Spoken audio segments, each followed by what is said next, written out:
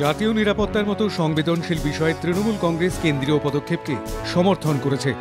এবার বিশ্ব মঞ্চে অভিষেক বন্দ্যোপাধ্যায় দেশের সার্বভৌমত্ব সুরক্ষা নিয়ে মত প্রকাশ করলেন।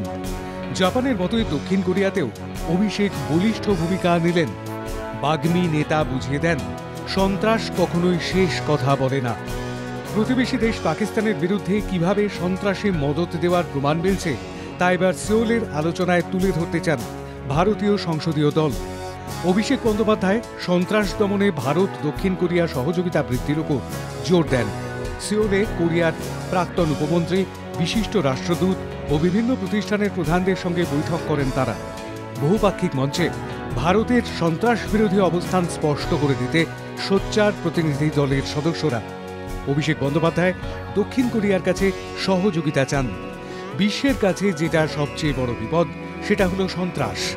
সেই সন্ত্রাস মোকাবেলায় ভারতের জিরো টলারেন্স নীতি কতটা বিশ্ব শান্তির জন্য প্রয়োজন তাও তুলে ধরতে আন্তরিক অভিষেক বন্দ্যোপাধ্যায়।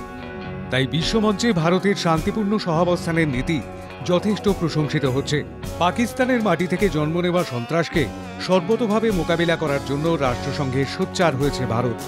এখন দক্ষিণ কোরিয়াতে গিয়েও দিল্লির পাঠানো প্রতিনিধিরা জঙ্গি মতবাদ বিরোধী জনমত করতে জোরালোভাবে সক্রিয় রয়েছে। ব্যুরো রিপোর্ট, বাংলা জাগরণ।